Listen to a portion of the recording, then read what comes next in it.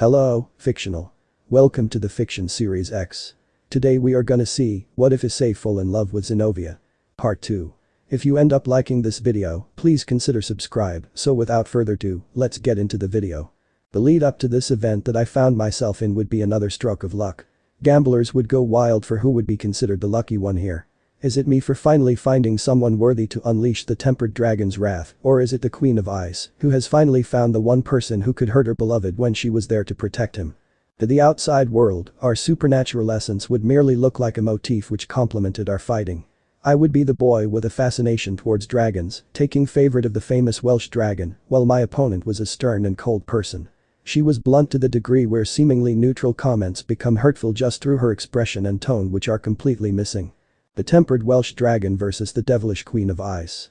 Looking towards the fascination towards this fight, and you'd mistake a lot of separate people for the gamblers, although these people would most certainly have thoughts of gambling and wonder who would come out on top. Looking at it through perspective, the dragon would come out on top as he has continued to get stronger since he wounded the Ice Queen's husband, who is stronger than her, but looking at it through facts would tell you that the Ice Queen would come out on top 100% of the time right here. His multiple advantages mean nothing against someone that resembles the thick permeating ice itself. The Ice Queen, Triplesquidge, is an anomaly which is always holding back regardless. It is not intentional, but it is a part that was left behind and could never be returned, not to her at least. A traitor could never truly get what they lost back, especially when it is just simply replaced. Just like the Ice Queen, the tempered Welsh dragon, Issei, is also an anomaly which is both predictable and unpredictable. He can be seen through easily because he is practically an open book, but the way his life is makes all that pointless. When you consider luck into anything, it all changes. The thoughts of the impossible flood into your mind, making you paranoid. So all these points lead to the ultimate question of who would really win in an all-out battle between these two juggernauts. The Ice Queen who is unable to be deterred, or the dragon who runs on luck which by nature deters. To get to this point, although there has to be a lead up, and just like any other there is, but it comes through a stalker that's stalking his own stalker. This one-of-a-kind battle came when the young dragon found himself walking around the Kuo Academy grounds during the time that the two devil heirs were in talks about something secret. It wasn't something anyone else could know, but of course the fact that he had no idea this was going on meant a thing to the Ice Queen. They just stared off at each other, not moving a muscle. The queen stood emotionless while the dragon held a lopsided grin. "Ano Ibu, I didn't think your luck was that strong. To think a fight like this could really arise when I simply go for a nap." Drake sounded like something incredible had just happened. He knows as well as I do that when I fully left to my own devices, weird things will always happen. Even if he is awake, I'm more than likely to find something out of the ordinary to deal with anyway. We are both magnets. Me to the strange and Drake to women in power. You do know that the only chance I have against her is Juggernaut Drive, and even then we haven't perfected it, so without Gabriel Ni or Michael Sama, here I will die. Of course I know that Ibu. You are a one-of-a-kind guy, I'm kinda happy that I got you to possess me this time around. Sound a bit more happier than when you say it. I then dropped my smile as I saw Graphia start to let out some hostility towards me. It would seem that I dropped by at a terrible time.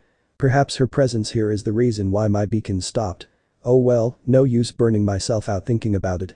Actually, what if she found out I came to talk to Ria's Grimoire alone and without notice? They would probably see that as suspicious. Ibu, you are being pretty suspicious right now anyway. She looks ready to attack us. Ideas then, Asen. What about trying that subspecies then? You aren't as powerful as you are with a scale mail, but that's not what you need. You are here to look at the beacon, use the stealth and speed to do what you need, then leave. I'm pretty sure the Ice Queen won't drop any power to kill us here. Unfortunately, Drake was very correct with his statement, as I could feel the raw intent to kill flowing out straight from Graphia. It seems like the subspecies will have to work then, hopefully the flip side is enough, but that leads to a problem for me. Then unlock the second half of my angel side. I can only get out of this with my life by activating it, but in return, it'll signify the presence of the Angel of Solitude. That is true, she may be a queen to the Lucifer, but her strength alone makes her a king also in the devil world. I see, let's prepare for the aftermath, Ibu.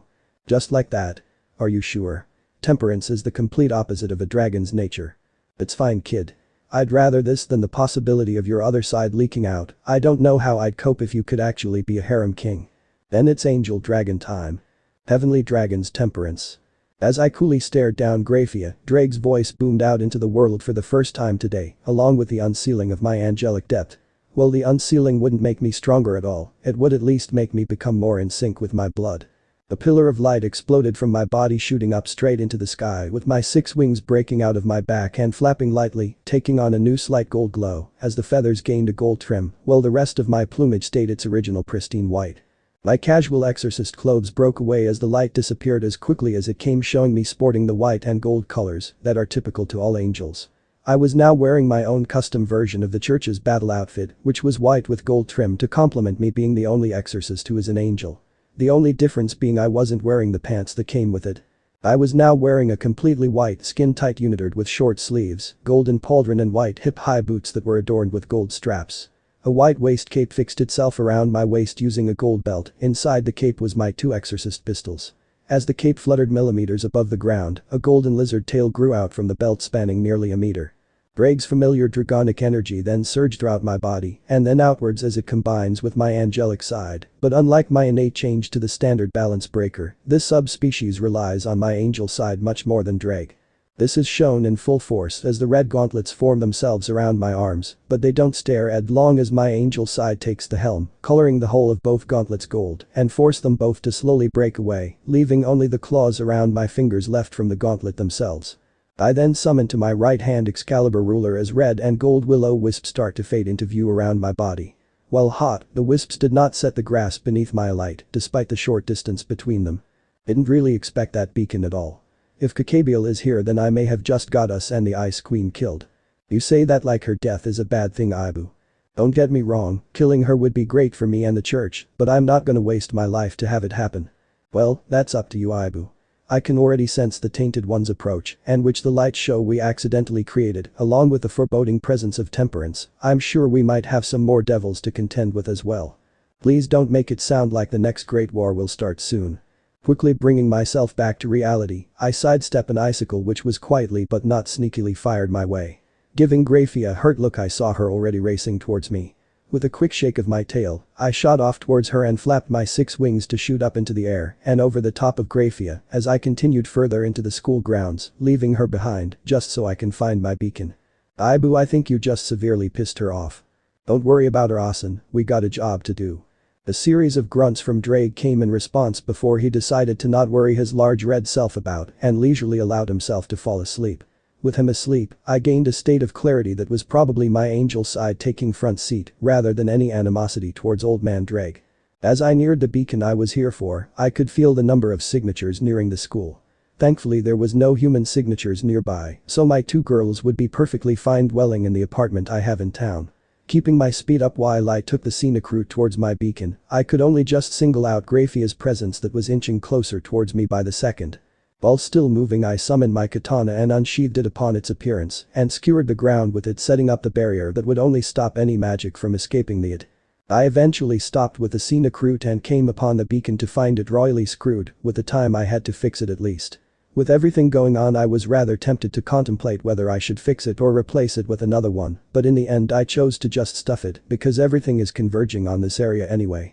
I stood still and waited for the approach of every supernatural presence in the area. While I did so, I invoked my magic that I stealthily implanted. I might add onto the 2 Excaliburs of my girls and the Excalibur that was staying behind at the church for safekeeping. While I might get some flack in the long run, it's not like I really care as I now have 4 shards and they have 3. When Grafia arrived with the 2 heiresses and their peerages in tow, they didn't stop to oppose me at all.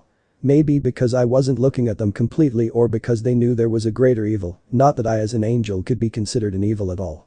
They actually surprised me a little and came over to stand by me. Grafia leveled with me on my left side where Riaz, Sona and their peerages stood behind us like I was their shield. Sekiruite, I will stand by you for this battle. Sounds good to me, Grafia-chan. Water under the bridge, I forgive you for attacking me. You wounded Lucifer Sama.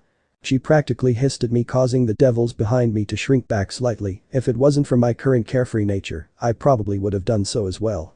Then you both should have let me and my men retreat like we were doing so. You and your husband retaliated and underestimated me. I wounded your husband, and only that to save my squad's lives. I could have killed Lucifer, but my blood be damned, that wasn't within balance. Is that so? You haven't lied yet, so I will take your word for it for now. I could only shrug my shoulders in response. It was better than most would have got in response from her.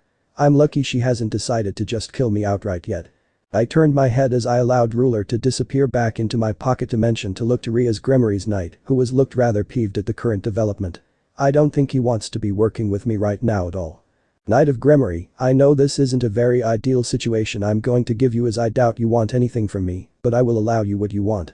As the traitors to Grigori approach, I will tell you what I will start off by doing. I will begin by taking 2 of the 3 Excaliburs that they have and then converge on Cacabiel. I will leave the final piece for you to break and fulfill your revenge if you so wish. Allowing a piece to break is no biggie, I'll have all the others after all. Is that fine by you? We stayed in silence after I finished speaking, and the response I was given was a deep scowl accompanied with a reluctant nod. It was better than nothing at least. Then I will formally reintroduce myself to you devils, as I've unsealed my true heritage. Upon my position as the son of solitude and tears, I, Issei, the new angel of temperance and archangel of heaven, ask for your assistance in retrieving the final Excalibur pieces. You owe me too. I'm the Welsh dragon and the true heavenly dragon. You can call me Drake. Shut it, Austin, they already know you. Putting the light chuckle from behind me to the side, I turned to Grafia, who closed her eyes before nodding lightly to me. Once she opened her eyes once again, we both faced forwards as surprisingly very few enemies came into the space within my barrier. 2 humans and about 9 fallen angels. My body shifted on instinct to the newly attained knowledge, and I could feel the devils ready themselves as well as our enemies started to come into our line of vision. Ho ho, so we finally meet, son of Cassiel. Who would have thought you'd be working with the strongest queen?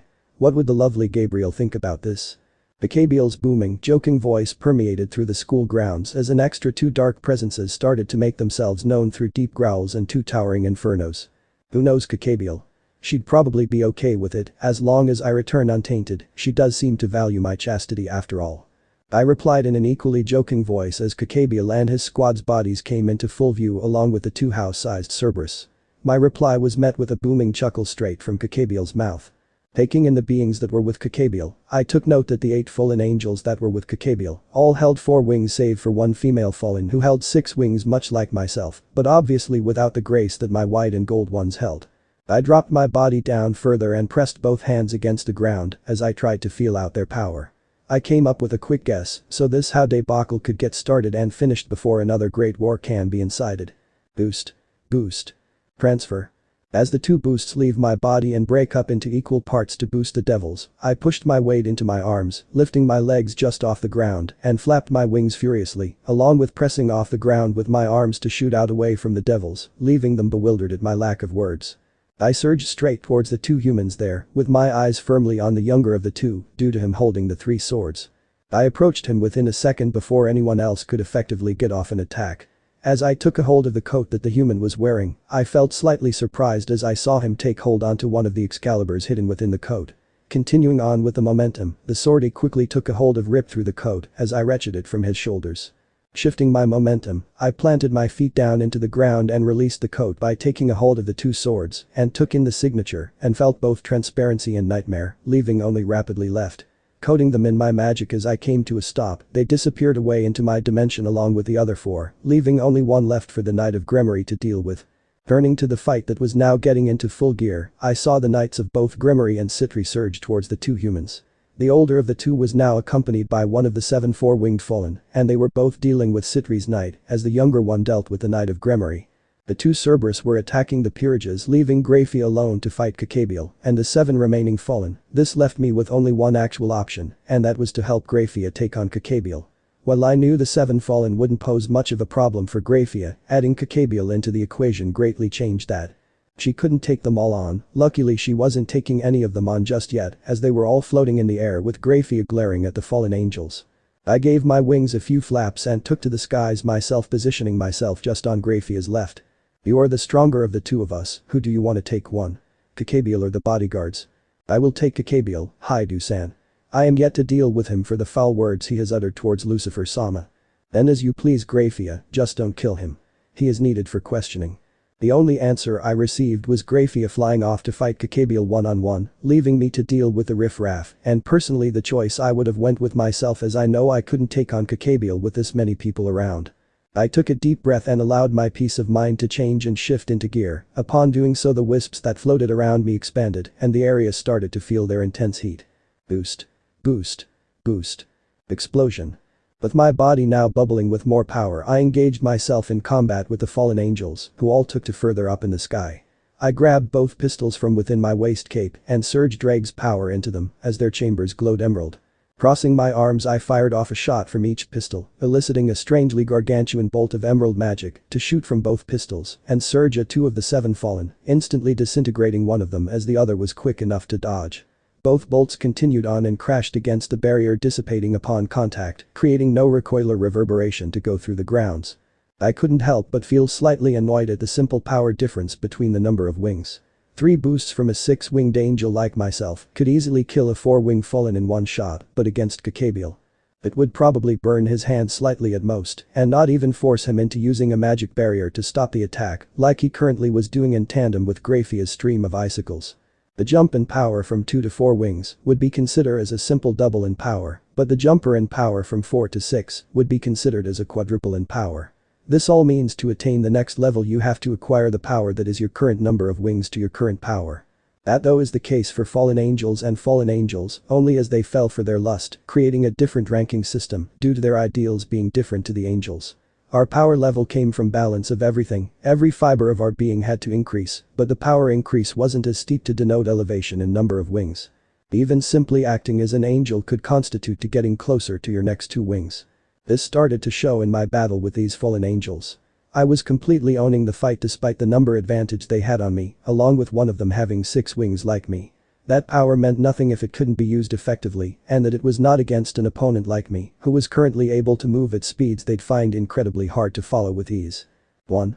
2. They vanished from existence with ease as my gargantuan bolts of dragonic magic tore through their bodies like it was air itself, leaving nothing behind, not even a single black feather was left. I stopped with this approach when I came face to face with the single fallen left, the 6-winged fallen. Her face contorted in anger at the ease of my assault against her squad. She shifted from the usual style of light spears and formed 2 light swords in her hand, creating 2 glows of a dark gold that resembled European swords. I decided to take up her unsaid request and locked my 2 pistols away within the inside on my cape. Throwing my clawed hands out to the side of my body, I surged both my dragonic and holy powers to create an emerald katana in my left hand and a light gold katana in my right hand. Destruction in my left and consistency in my right. Keeping the anger on her face, she gestured for me to make the first move, and that I did, albeit surprising her and not doing what she expected. I allowed my wings to stop keeping me up in the sky, and I dropped from the sky, falling straight down to the ground in front of the 2 peerages that were still fighting the Cerberus, both sides of which were wounded but not out. The fallen dropped down but stopped herself, so she was floating in between the accumulative 6 canine heads. You think I'm that weak, angel? The female fallen seemed to misunderstand my reasoning for dropping down to the ground. I merely wanted to have a proper sword fight, my intention was not what she thinks. I didn't drop down to stop her and the 2 Cerberus while saving the 2 peerages. That wasn't what I was thinking in the slightest, although I can't say it's not a bad idea to have. Not bothering to really care about the opinion of the tainted, I just shrugged in response to her. Not something that went down well with her. Attack him, you stupid mutts. The 2 Cerberus roared in annoyance from being commanded by someone who wasn't their master, but they complied nevertheless. All 6 heads reared back before shooting a large volley of flames which came straight at me. I did what any sane man would do at the sight of blistering flames that headed his way, and that was smirk. I lifted both of my arms into the air and let go of the swords, causing them to levitate in the air. I quickly pushed my open palms into the both, causing them to break apart into small shards that shot themselves towards the 2 Cerberus in front of me. As the flames got closer, the wisps that floated around took to the stage and placed themselves haphazardly in front of me. Order was not something they needed as they sucked the oncoming flames right in, making them expanding in size until the flames were all gone. The numerous number of wisps started to group together to make 2 large red and gold flames, which rivaled the Cerberus in size, before plummeting down towards the ground. The 2 flames then burst, exploding, sending small wisps around like they were shrapnel, effectively destroying the attack, causing our small patch of the battlefield to grow silent until the heiress de Citri decided to question my wisp's method of stopping the attack. Was that really needed, Haidu-san? That was something I didn't really know actually. It worked, so I never questioned it. I'm kin to getting the vibe that I should have. I mean, in the past it stunned an opponent enough for me to end them well, the few that thought fire would work against me. Please don't question the wisps, Citri-chan. I could feel a few balls of irritance and anger build up from behind me at the use of the friendly honorific. It would seem we aren't friends yet. Greg, are you able to link the other Excalibur pieces to my left eye? Pan and already done. It would seem that the original effect had dealt with the Excalibur presence itself. I guess this constitutes as another piece of your random luck. That's good then. Can you assimilate them together at all? Yes and no. It would take time to create another subspecies to work with combining the swords or even to just combine the swords, even then it wouldn't last long, as neither of us have no idea what to do when it comes to creating weapons outside of stone spearheads.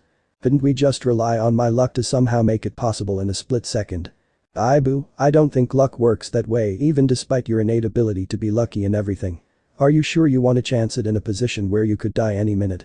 I mean, we are working with devils. Who is to say that they won't kill you after dealing with Cacabiel, that is if you win though. After killing you, that Gremory chick might make you her pawn. She'd have to ask Lucifer to borrow pawns, but they could do it in theory. Awesome, that was an unexpectedly smart thing for you to say. We should try to be on this level more often. San, can you please pay attention? Even if your wisps eat up that fire there is still physical attacks and that fallen to deal with. I was brought out of my reverie by an irritated sounding Citriaris, although I don't remember her not sounding irritated at all since I got here a few days ago. Just you wait, Citri-chan. I will deal with them soon. Old man Drake is being smart and I want to enjoy it while it lasts. Fuck you too, Ibu. As much as it annoys you, we both know it's very rare for us to have an intellectual conversation. Even if the situation is dangerous, I want to treasure it. By this time we started to actually talk out loud as the skirmish carried on. The situation carried on like I was still talking to Drake internally. That fact didn't linger in my mind at all. Is the method to our madness done yet? Of course it is. Cold've done it after the first collection if we boosted though. I'm not sure I'm okay with you casually not mentioning it. I guess I can forgive you this once, Asen. Then let us create the tempered inferno. The wisps flew away from the front of us, leaving us temporarily defenseless, but as luck would have it, the two mutts and single fallen were too fixated on what the wisps were doing as they leisurely flew around the air, looking they had no idea what they were doing. When they finally got Drake's axe together, they littered the ground, creating a circle around the two Cerberus and ultimately the fallen who was still flying up in the air. A soft click resounded as the wisps released their control on themselves, allowing the ground to light up in a red and gold blaze. And then without warning, it intensified immensely, shooting up into a towering pillar of fire. Are you satisfied now, Citri-chan? No, not really. TCH buzzkill. Though that did use up a hell of a lot of magic. Who cares, there should only be Cacabiel left. I'll allow Grafia to deal with that as I pick up what remnants of rapidly. I let out a soft shrug to no one in particular and journeyed on to where the two knights stood, standing wounded above three fallen bodies which actually consisted of one fallen body. Rapidly was cut in half with small shards that had splintered off around it. As I bent down to pick it up, I looked at the Knight of Gremory to see a slightly passive face. It was one which looked solemn rather than happiness from completing his revenge. I had no way to tell what had happened, but I could see that it might have had something to do with his own sword, and it was something I'd have to report afterwards as it was out of place. It wasn't possible, but to the average supernatural being it shouldn't exist. It was a wholly demonic sword, and only possible because God and the four great Satans were killed. Without a word, the remains of rapidly fused with my body and started its own repair due to the influence of coming together with the other Excaliburs. Looking back up to the sky, I could see Grafia still going at it with Cacabiel, neither side backing down, but Cacabiel looked to be having the other hand. When I looked at him I felt something ominous growing inside of me. It was dark and sinister, but in no way evil or demonic. It also held hints of draconic energy. No wait, reptilian would be more appropriate with snake being an exact vibe I was getting. It was odd, it wasn't something I could deal with outside of Juggernaut Drive right now, and my full control lasts 10 to 15 minutes at best. At least I have enough magical power to sustain it and not sacrifice my life force. With each passing blow I could see Grafia being pushed back. It wasn't massive, but with the speed they were going, it was definitely enough to make headway. Looking at it, I can't tell how the whole fight would go even if I was to intervene. In this instance I would fare greater being on the defensive, but Grafia would beat me in offense, but with this strange boost, I don't know whether it becomes Nob. Ibu, how about using the Excalibur piece's abilities to assist the Ice Queen? I get what you're going for, but we aren't really a team. Without a sufficient weapon I'd only be a hindrance. Then what about that whole uniting thing with Xenovia? Oh, good memory, Asen. If I was to ever go berserk then she could summon Ascalon without my help, and in turn I could summon Durandal. Sure is lucky that damn thing recognizes us. Better yet, I'm lucky I have you in General Asen. You're the reason my life got flipped turned upside down. Don't Fresh Prince at Ibu. What other plan is there really? Massive destruction along with rapidly. I guess that there is no way around it. I'll have to summon the single secret that was kept. Remind me to keep the fact that Xenovia's away from them. Keeping my eye on the sky, I took a long and deep breath. I wasn't hurt at all, but I was definitely starting to get tired. This was the first time activating the subspecies in a real fight, along with the unsealing of my true angel side, not that it does much combat-wise. Saint Peter. Saint Basil the Great. Saint Denis. Holy Mother Mary. Please hear my voice. I had never seen Xenovia summon the WMD, but it was not what I expected. The space to my right side distorted as a 2-foot-tall golden magic circle appeared with intricate swirls and shapes. Out from the center of the circle came the hulk of a sword, a uniquely shaped broadsword with a blue blade and golden edge. It was being constricted by steel chains that rained in its destructive aura. I placed my right hand around the steel grip that was being defended by a semicircular guard. Once my grip became tight enough, the blade felt happy. The chains broke the sword free from the magic circle, causing it to disappear. In the names of the saints who reside within this blade, I will release thee. Durandal. Upon the call of its name, the chains still wrapped around the blade crumpled in on themselves as Durandal's presence exploded into existence, sending a sharp gust of wind whipping throughout the school grounds. Feeling the weight of it, I felt a little annoyed that it felt so right to be there. I felt more at home holding Durandal than I did Ascalon. Shame I can't just simply exchange the swords with Xenovia, as Ascalon isn't really her style by it being rather small in comparison to Durandal, which only just trumped her own height. Shall we, Ibu? Let's go, Asen, invoke rapidly. Boost. Boost. Boost. Rapidly's interference came along with 3 boosts courtesy of Dreg. Gotta love the no time limit for boosts during the subspecies. Shame I only have a 5 backlog on the original balance breaker. It's time to rejoin the party. As I lifted myself up from the ground with my wings, I started to wonder how I'd actually help fight Kakabiel. I've never worked together to kill a tough opponent before. I've worked with Xenovia, but our speeds are vastly different. There is a lot more for me to do there compared to here. So much so I find myself just watching Grafia and Kakabiel fight each other. Ibu, this fight of theirs. We can't really intervene at all. What do you mean? We are only just at their level for power with all the boosts and Durandal, but our reserves aren't anywhere near as high as theirs. If we were to intervene, we would be used as fodder for whoever gets the chance first. What about concentrated beams from Durandal? Haven't used it anywhere near enough to control its might. I'd be surprised if you could use 3 beams before running out of steam. Perhaps we should wait. Don't you think Azazel would send someone to collect Kakabiel? The Vanishing Dragon. Azazel undoubtedly knows I'm here, plus there is the chance that he knows Grafia is also here. I'm not sure chancing it is a good idea even with my luck. You're right. There is also the chance that Kakabiel calls on more fallen angels to back him up, have them mob Grafia while he kills the 2 heiresses. Then what about that rumored terrorist group? Could Kakabiel be working with them? Possible but doubtful, Ibu. Kakabiel is more of one to just fight and not take orders from anyone, even if they are a lot stronger than he is. So then what should we do? AD is completely out due to your reserves being pretty low right now. We can't boost any more for fear of tiring in the middle of a fight. All we really have to go on is speed that we can't utilize. I say we call for help. The devils probably haven't because Grafia is here, so we might as well do it. We can't call on Dulio because he has no chance of getting here in time. That means Michael Sommer, Gabriel Nee. We know Michael can't, so that only leaves Gabriel. Problem with her is that she is probably busy right now. Then that leaves us with nothing. Asen. As I floated in the sky, I felt something strange. Something was watching me, something draconic. It was up high along with another energy, one that belonged to my rival. My rival being there didn't bother me, it was the other one there. It was dark draconic energy, not evil, just dark. Even with the distance between us, I could feel the goosebumps running along my forearms. I had a strange foreboding in my body. There was only 2 draconic energies that I would outright fear. Office and Great Red. Great Red wouldn't appear like this, plus I would undoubtedly see him because he is rumored to be huge. That means it was Office the Infinite, but why was she with my rival? Better yet, why are they just watching us? Feeling their energies, it's like they've been here for a while, and their aura has only just lingered into the range of my senses. It's odd, definitely not luck this time. Ibu, I don't like this at all. I agree with you, Asen. I knew Kakabiel was strong, but I didn't think he was strong enough to push Grafia back so easily. I had thought he could, but not to this degree. Could he be working with Office? No, you don't work with Office, Ibu. Office has probably just supplied some snakes, and Kakabiel acquired one. If that is the case though, the white one may have ingested one too. That is not good for our current state. Our current state isn't really a good one to begin with. What to do? Should we just bail? We have the Excaliburs. That's not actually a bad idea, Ibu.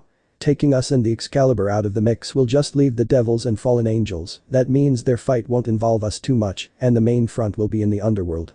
Put Durandal back, get your sword, and let's leave. Will do, Asen. I dropped Durandal as I dove back down to the ground, its magic circle opening up, throwing chains out and grabbing onto Durandal. Once I landed back on the ground, I walked straight over to the devils who just stood watching Grafia battle Cacabial up in the sky, only just taking notice of me. I walked past them all, stopping next to the Nekashu that was here. I dropped down onto one knee and took a hold of the sword I planted in the ground with my right hand and summoned its sheath to my left. Hi Dusan, what are you doing? I'm leaving. I've done my job here. With one sharp tug, I yanked the katana from out of the ground and quickly sheathed it and tying it to my waist as the barrier around the school disappears. You're leaving. Would you? Proffered. I stayed. Gremory. Waited for the strongest queen to get weak from her battle with Cacabial, then take her out along with you all for the good of the angels. No, that isn't within balance. My job here was to receive the Excaliburs. I have done that, so I will now leave. Balance. I turned round to look at Ria's Gremory as I stood up and saw her looking a little perplexed, much like the rest of her peerage and Sona Citries, although Sona and her queen seemed to understand. If I was any other angel I might just help you out, Gremory, but I'm the son of Cassiel, the new angel of temperance. I keep things in order and that's it. Grafia-chan is fighting Cacabial, that's a one-on-one. My involvement will disrupt the balance of their battle. My mission was to retrieve the Excaliburs, broken or not. My mission was never to kill Cacabial or apprehend him. Apprehending him was a bonus that would have come from your involvement. I have weighed everything up, I can't do anything more to help, so I must leave. Citri-chan seems to understand, so ask her for more. Asen, put the next boost just into speed. Acha Ibu. Boost. I then set off while starting my teleportation. A few seconds later and I disappeared in a golden light that mirrored the cross. After collecting Xenovia and Irina from the apartment, I called Michael Sama before teleporting the three of us back to the Vatican where Michael Sama would be waiting. Once we appeared in the Vatican, all eyes were on us, but mainly me as I was still in my balance breaker form with my angel wings out. I let the balance breaker dismiss itself along with my wings as my pistols hooked themselves around my right leg in their black dragon hide holsters as my clothes returned back to how they usually were. A surge of holy magic flushed through the Vatican as Michael Sama appeared in front of us using the same golden teleportation technique I had used. You're here, Issei-kun. Are you winded at all? Not at all, Michael Sama, I'm just a little tired. Used a lot more magic energy than expected, plus I tried out that subspecies. Michael Sama showed me a small smile before beginning to speak again. That's good, and refrain from the Sama. Issei-kun, you have awakened yourself now. Now tell me how the mission went. Hi Michael-san. I went to check on a beacon that I had put in place and was met by Grafia, strongest queen.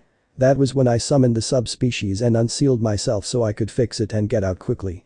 That was when Cacabial arrived with a squad of fallen, 2 humans and 2 Cerberus.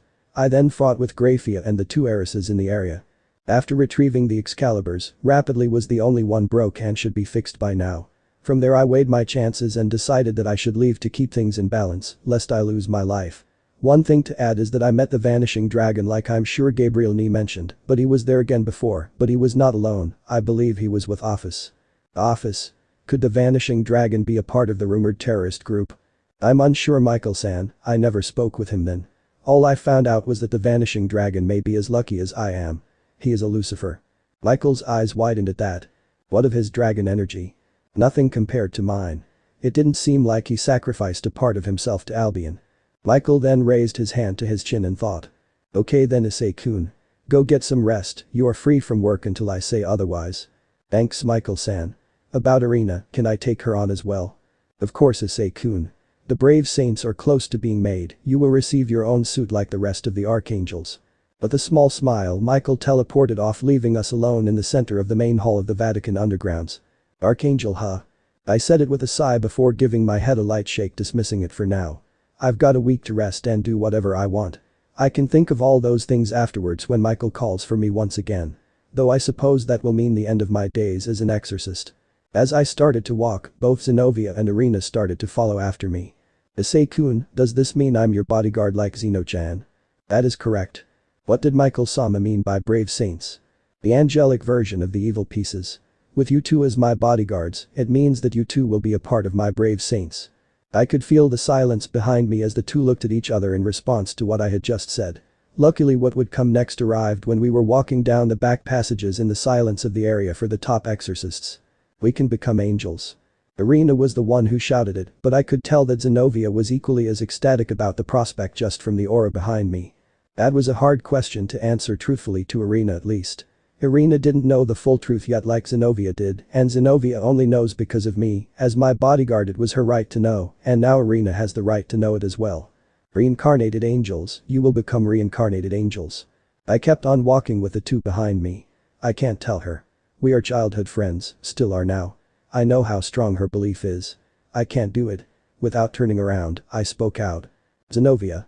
I'm sorry but can you fill her in for me? Thanks. Without waiting for an answer I walked off from then heading straight for my own quarters here. I quickly opened the door and headed straight to my room and dropped my body down onto my bed, closing my eyes. It was a lot more pain than it's worth really. That week just passed by slowly. It was a little depressing, especially with the atmosphere that occupied my quarters. I had known from the start that God wasn't alive, so I was accustomed at a young age, before I could become enveloped in the religion, and it didn't stop me from carrying on. Xenovia was pretty flimsy in her faith honestly, she followed it, but she didn't really seem that bothered, so the news of God being dead didn't do that much to her. She was saddened by it, but it didn't really change anything for her. Irina though was different, God and Christianity was her life. She grew up with knowing him to be alive, and then out of the blue she was told he was dead and the reason why. It hit her like a ton of bricks. She resigned herself to her room completely and only opened the door to collect her meals for the first 3 days. After that she perked up to a degree, but she was still physically deterred with a pale tint to her skin. At the end of the week Michael had sent me a message to return to Kuo Academy to check it out during the day. What came next in his message actually caught me out and surprised me. The reason for checking it out was because it would be the meeting place for the upcoming peace treaty that we, the angels, would be a part of as me. Xenovia and Irina would go as Michael's bodyguards, along with the fact that we were in the area during Kakabiel's escapade. Instead of teleporting there, we took a plane there so I could go over some details without any eyes and ears taking note. According to the report, Office made her presence known when the vanishing dragon took the chance of apprehending Kakabiel after he tired out from fighting Grafia, who got out with only a few burns that were taken care of by Asia. Before we got onto the plane I had given Ascalon over to Irina seeing as she didn't have Excalibur Mimic anymore to use. My weapon was now the recently rebuilt Excalibur that reformed after a full 20 hours of meditation and fusing with my blood and boosted gear to strengthen its rebuild. The date we arrived at Kuo Academy was a slightly problematic one that was engineered by Michael. Presumably for me to get closer to the devils here for this upcoming peace treaty banking on my dragon side more than anything I guess. The other problem here being that it was Parents' Day for the students, so we stood out more than normal with our exorcist clothing. We at least had a way around being kicked out by having requests. Michael had signed the 3 of us up for school here. I'm unsure whether to place it as Michael scheming for having an angel representative here at all times or just through coincidence and having us actually go to school for once. The 3 of us scoped out the trio of second-year classes, getting a gauge on the students there for when we are placed in a class. Asia and the knight from Grimory were both in different classes, and luckily that didn't seem to matter. Asia looked like she was getting along with the students here fine. The only problems were the boys here and their lecherous ways. I felt a little jealous that they were so free in regards to their dreams. Something that, despite my massive luck, will not happen. Once lunch came I came face to face with the devils that had acclimated here within the school gym. I had just walked into the building as they all turned towards me after feeling my holy aura radiate around in the air. So you are the Xenovia. Younger than I expected too. The one who was known as IsseixXenovia Lucifer, the man I had wounded over half a year ago, was the one who spoke. Looks can be deceiving I know. I take it you are here to scope out the area. That is correct Xenovia-kun, Michael-san had informed me that you'd be coming and about your enrollment into the school. I guess I should use this time to apologize for the Kakabiel incident. My departure surely came out of nowhere, it just seemed to be right of me. It's okay Xenovia-kun, no harm done. I narrowed my gaze slightly at IsseixXenovia and felt Drake stir along with Excalibur. I summoned our forms to hand and gestured them towards IsseixXenovia. I was told that Grimory owned the school or at least a portion of it, could I entrust our forms to you Lucifer? Of course Xenovia, but please call me IsseixXenovia, you are an archangel after all. He took the forms away from me with a simple but genuine smile on his face. He was no way near as scary as others had said, perhaps that was just to make sure we didn't go near haplessly. Then please use my name to IsseixXenovia. I'm Haidu Issei, either will suffice. Pleased to meet you, Issei-kun. Grafia said you were the Archangel of Temperance, that would make you the son of Cassiel correct? As soon as I heard him mention Cassiel my mood plummeted, my gaze narrowed further. I'll advise you to shut up Lucifer, if not I'll make sure my blade runs right through you instead. I turned straight on the spot, pushing straight past a dumbfounded Irina and Xenovia as I stormed out of the gym with my katana rattling by my side. Breg. Yeah, I know. We'll duke it out while you sleep. I hummed lightly out loud in response before shaking my head in annoyance. Turning back to the gym, I saw both Xenovia and Irina running over to me. I just gotta let this go, huh? The girls reached me quickly and just stopped and looked at me. Their eyes weren't prying, but they weren't sympathetic either, nor did they look expectant for an explanation. They were going to wait for me to come to terms with it all myself, and I couldn't help but smile in realization as it came to me. Come on you two, let's go home for today. I'll cook. Yay. Ice-kun's cooking. As I turned back round to walk off, I had the soft resound of the two girls' hands smacking together after a friendly high five. Ibu. You're a lucky guy. That I am Drake, that I am. He was right. I was lucky to have both Irina and Xenovia in my life. I'll have to work a lot harder to keep it this way. The day of the peace treaty came much quicker than I expected it to, even if it was just a few days after I had arrived in Japan again. Luckily the days were peaceful, not that I had much to do anyway. My enrollment into the school wouldn't be officially finalized till halfway through the last week of the current term, so I'd have to wait until after the summer holidays to be introduced to everyone in the school. During these few days, I took my time to truly understand one of few joys in life, according to Dulio at least. I was going from restaurant to restaurant, cafe to cafe, traditional sweet shop to traditional sweet shop.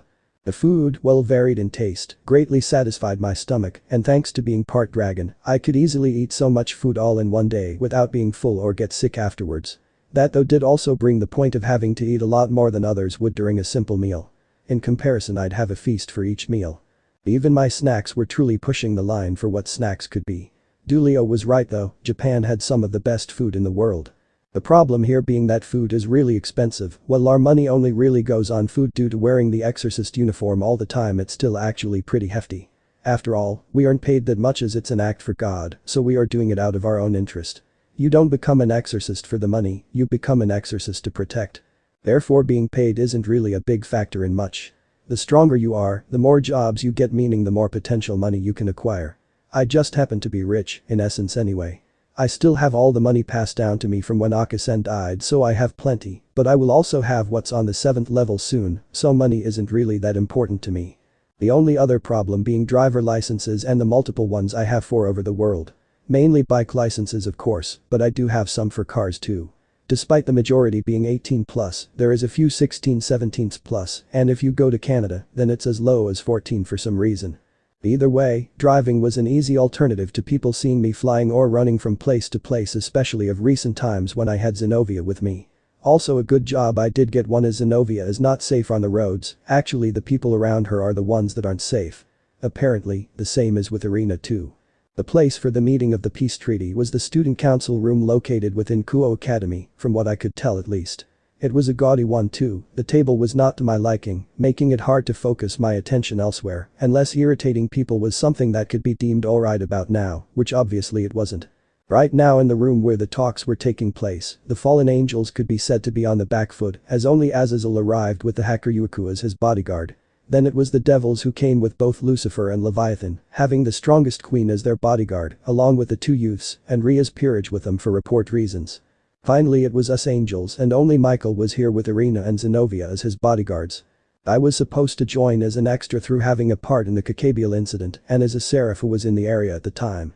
To heaven, this surrounding area is in my purview, so I have as much right as Michael does to be in the meeting, but I chose against participating in the meeting, and currently I was outside leading the pseudo-allied defenses. Inside conflict would disband it instantly, but if there was an outside threat, then I was to lead the defense as the highest ranking member of the defense.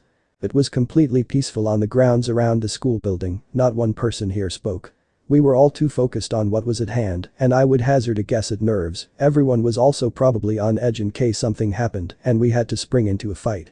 I could see that once I had stepped outside after escorting Michael into the meeting room that the devils and the fallen angels were put extremely on edge. They had the weaker hand for the defense force. I made matters worse for them when I activated the standard balance breaker for the boosted gear, allowing my 6 wings to break out of the back with the red scales lining them. Drake's presence flooded the area, a warm rush of pure power hit everywhere and relishing in it. The area itself was pretty bleak. There wasn't much to take into account. It was a typical day with calm weather. Xenovia and Irina even took to staking out the school for the day, and there was nothing suspicious, that was if you discounted them of course. But seeing the hacker Yuiku with office, I've had a foreboding feeling for a while now, and it's not a good one. It's not to say that it's a completely bad feeling either, but it most definitely eerie.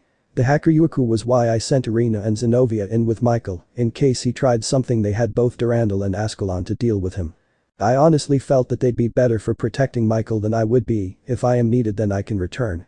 That was the reason for activating Balance Breaker, so I can rush in and have some defense while doing so. Aibu. Flash. It would seem that I was too late. Taking a look round I could see that everyone else of the defense force was completely frozen in time. Nothing peculiar from a simple glance, but they were completely immobile. Greg, do you know what happened? Probably the Gremory girl's vampire. His sacred gear might have been forced into Balance Breaker, the only thing is how. The vampire, he'd be in the old school building. That would mean we failed straight away and leaves me to repel the now incoming enemies. Glancing upwards towards the sky, I took in the large golden magic circle in the sky. It wasn't one I had seen before, but it was something that I felt apprehensive about, like I actually did know who it belonged to. Humans in headed cloaks were appearing through the massive circle in the sky, coming head first. The hoods masked their faces, but held what looked to be a golden eye on the hood. Each and every one of them were charged with magic, and before I could even get a feel for the magic they were using, it was released. Dozens of dark gold beams rained down from the sky, hitting the frozen members of the defense force, but what happened confused me. Once they were struck they just turned into particles, gone entirely from inside the barrier. Dreg? Yeah, I'm not sure either, Aibu. They look like they were teleported out of here, but who knows where, perhaps just plainly outside of the barrier or into a new battlefield ambushing them. Whatever the case, those cloaks probably hold the same thing. Possible infinite cycle of once hit they come through the circle again, or like the rest of the defense force teleported elsewhere. If that's the case, then presumably it'd be back to their base. Magic tagging probably wouldn't even work in this case. Swiping my hand in front of me, 3 light gold magic circles burst into life. Golden balls of light building up within the circles and feeling the click within my reserves, I closed my fist activating the next stage where the circles shattered like glass, propelling the balls forward like bullets striking through the incoming intruders. Looks like an infinite cycle, Aibu. Don't bother boosting, standard magic will be fine. Preserve what we've got just in case. Copy that, Dreg. Creating a larger magic circle directly in front of me, I flapped my wings to send me further up into the air as I collected my magic directly into the center. Pushing my hand out towards the circle, I manipulated the ball of magic and it morphed into a spiked ball. Closing my hand into a fist once again, the ball exploded, this time shooting out the spikes like shrapnel, which turned into small spears of light which rained down on the magicians, forcing them into repeating their cycle. Vanishing Dragon Balance Breaker. Turning my head slightly, I caught sight of the Hakuryuku taking to the skies himself clad in his white dragon armor. I could feel his eyes looking right back at me as he summoned his own circles which unleashed white bolts of energy towards his comrades, sending them back into the cycle. I get the feeling he would have done it regardless, even if it was a typical battle. Keeping my senses up, I turned back to the magicians that were surrounding me and raised my right gauntlet up into the air, a dozen spears of light taking form before they all split into 2, having their size and power. Dropping my hand down like I was signaling a race, and the thin spears shot down quickly, skewering their intended targets. I couldn't help but shake my head as I watched them re-enter their cycle. It's pointless to waste my magic when my stamina is much higher at the base state. Greg, let's swap balance breakers. Swap from Dragon Angel mode to Angel Dragon mode. You got it, Aibu. Heavenly Dragon's Temperance. The scaled red armor of the standard balance breaker shattered completely, Dreg manipulating it into an explosion, sending them towards the enemy magicians. The red breaking away and making way for the pureness of white and gold. The change of the advantageous feel washed over my body, the safety of the armor turning into the joy of blitzing speed. The cape that wrapped itself around my waist fluttered about in the wind, the 2 pistols clipped on the inside, clicked slightly as the metal buckle tapped against them. The tail wagged itself behind me on its own accord, Dreg himself reveling in the fight around us. Excalibur. Raising my right hand up into the sky, the white clouds of heaven appear in view, completely disregarding the murky purple clouds that were there beforehand. A bright golden light being cast from the center of the clump of white clouds, the most renowned sword in the world making its entrance known from its private space in my left eye, which acted as my beacon from its safety on the 7th floor. The golden light quickly takes over the whole area as I feel the unrivaled power and unique presence of the complete Excalibur, more than happy to be back as it once were. A beautiful tool used only for combat. Its sleek look of European design, the white and gold accenting of pure royalty, and the sheer unique presence of a king.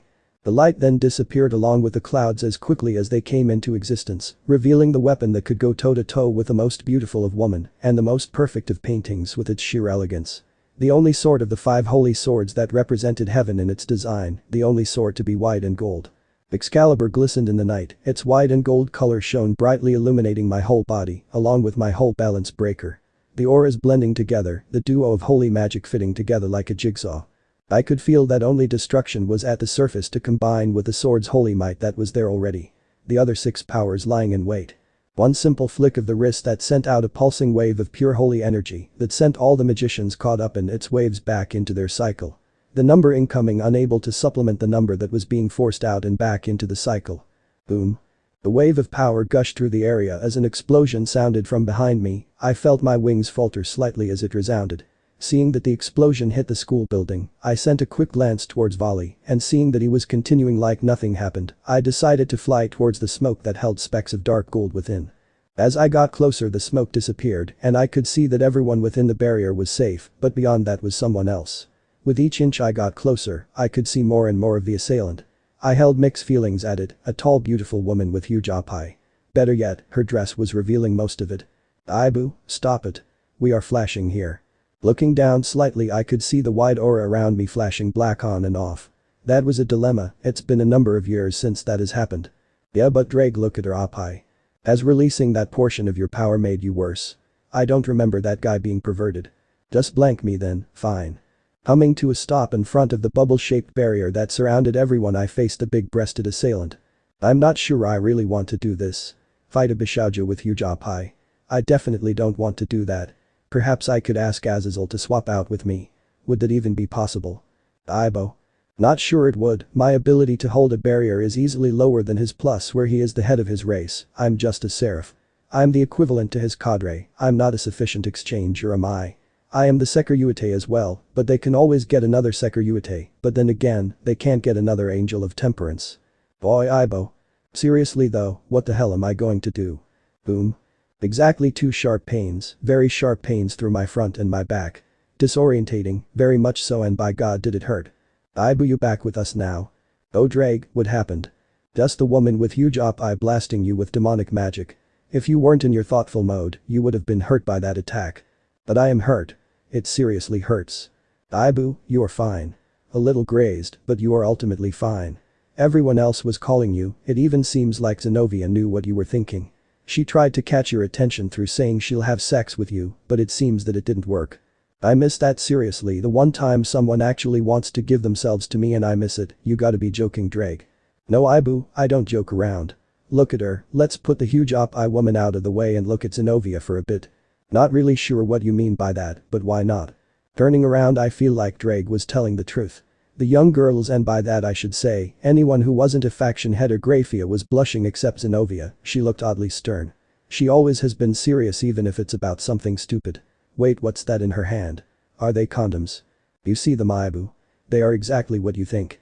Irina tried to berate her, but Xenovia looked at her confused. That happened? How can you say this with such detail? Couldn't you just see what I see but feel presences around us? Well, I may have been holding out on you for a few things. Well, as long as they aren't completely serious things then it's fine. Sure, of course they aren't. By the way, huge Ace is about to shoot you again. Instead of making an unintelligent noise to Drake in my head, I did it out loud as I turned around towards the woman in question. Problem being, my vision was obscured quite badly. Boom. Pressed against the barrier once again, I can feel my own body start to hate me. It hurt a lot, both physically and mentally. Perhaps I can get Azazel to tag out with me now.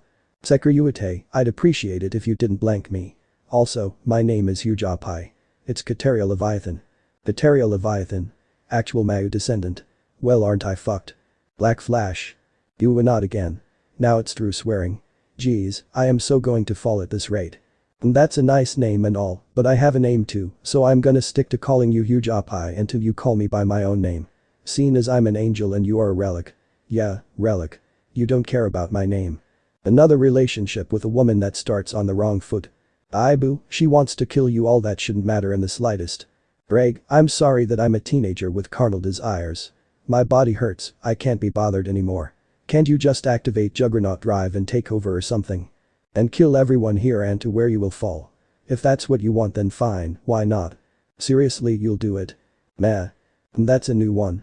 Strangely enough, my inner monologue was brought to an end before I could even start it by someone yanking onto my collar and pulling my beaten and effectively useless body into the safe insides of the barrier. Looking upwards I could see Azazel looking at me with a wry grin. "I feel you, IsseixXenovia. I'd hit that." He understands. Still though, I'd beat her into the ground regardless. I guess he doesn't then. What an awful fallen angel he turns out to be. Flicking my tongue slightly, I turned my head to the side and looked towards Michael. Who is that a disappointed look I see on his face? "Issei-kun, I saw you flash a few times. Can you please try and not fall? You've done so well until now." "Ah, so it was that. Yes, sure." My want to fight dropped. Frankly, I can't be bothered anymore. I don't know whether to chalk this down as my dragon human side toppling the angel half, or just that I'm still immature as the angel of temperance and my body doesn't fully understand how to perform the duties yet. I dropped my head and gave out a small groan at the new pain worming its way into my mind. And now I've got a headache. Yeah, I don't care anymore. First I get attacked by humans that love to loop teleport, then I see some tall beautiful woman with huge breasts and I start to flash just at the sight, then I break into an inner monologue where I get attacked twice and I, of all people, miss out when a beautiful woman tells me she'll have sex with me.